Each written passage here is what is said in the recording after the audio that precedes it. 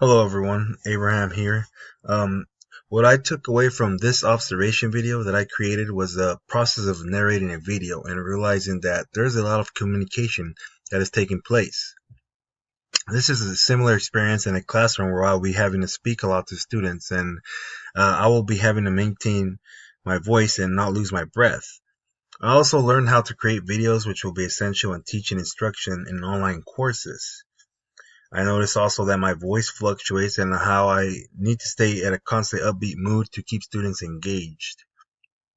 I think this video, while it was hard work overall, it helped me learn things that I didn't know on my own when it came to editing, narrating, and taking pictures.